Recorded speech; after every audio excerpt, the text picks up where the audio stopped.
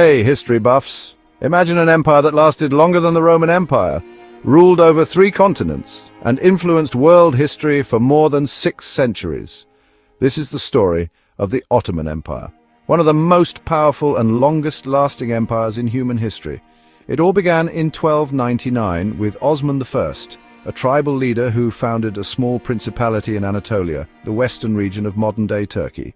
The empire was named after him, Ottoman, derived from Osmanli in Turkish. Osman and his warriors, known as Ghazis, fought both Christian Byzantines and rival Muslim tribes to expand their territory. Over the next few decades, Osman's successors, especially Orhan and Muradvust, continued the expansion. By 1362, the Ottomans had captured Bursa, the first major capital of the empire. They soon crossed into Europe, capturing parts of the Balkans and setting the stage for future dominance. In less than a century, what started as a small frontier state became a serious regional power. The real turning point came in 1453. The young and ambitious Sultan Mehmed II set his eyes on Constantinople, the jewel of the Byzantine Empire. After a dramatic and brutal siege, Mehmed captured the city, ending the Byzantine Empire once and for all. Constantinople was renamed Istanbul and became the new capital of the Ottoman Empire. This event not only shocked Europe, but also marked the rise of the Ottomans as a true global power. After the conquest of Constantinople, the Ottomans entered a golden age. Under Suleiman the Magnificent, who ruled from 1520 to 1566, the empire reached the height of its power. Suleiman was both a skilled military leader and a brilliant administrator. He led campaigns deep into Europe, even laying siege to Vienna. But Suleiman's greatness wasn't just in war. He was known as the lawgiver for a reason. He reformed the legal system, promoted justice, and ensured stability throughout the empire. Under his rule, the arts, architecture, and education flourished. The famous Süleymaniye Mosque in Istanbul, built by the architect Mimar Sinan, stands as a symbol of that cultural peak.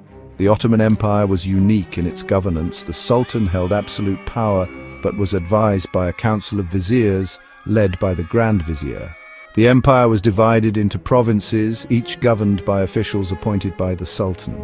A well-organized bureaucracy kept everything running smoothly, and taxes from agriculture, trade, and conquest filled the imperial treasury. One of the empire's most important institutions was the Janissary Corps, an elite military force made up of young boys taken through the devshirme system.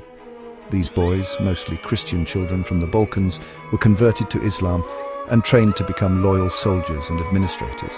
The Janissaries were feared and respected across Europe, playing a key role in the Ottomans' military success. The Ottomans also controlled key trade routes between Europe and Asia. Istanbul became a major hub for goods, culture, and diplomacy.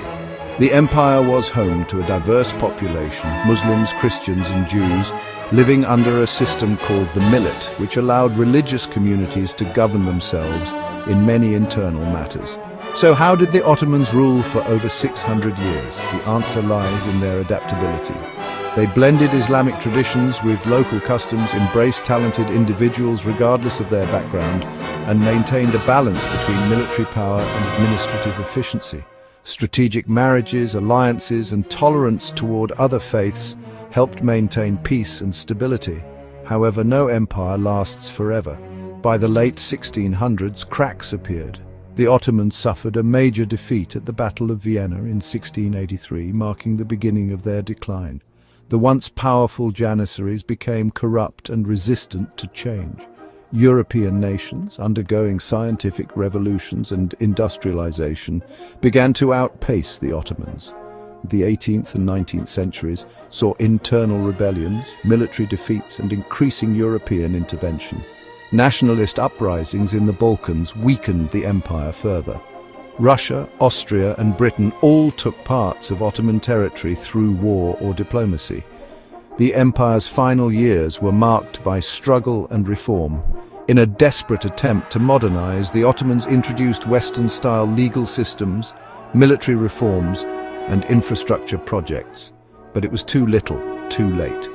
During World War I, the Ottomans joined the Central Powers, a fatal decision. After their defeat in 1918, Allied forces occupied parts of the empire. In 1922, the last Ottoman Sultan, Mehmed VI, was deposed. The Ottoman Empire officially ended. In 1923, Mustafa Kemal, later known as Ataturk, established the Republic of Turkey, marking the birth of a new era. For over 600 years, the Ottoman Empire shaped the politics, culture, and religion of a vast region. Its legacy lives on in modern Turkey and in the history of Southeast Europe, North Africa, and the Middle East. From humble beginnings to an imperial powerhouse, the story of the Ottoman Empire is a testament to the power of vision, strategy, and endurance.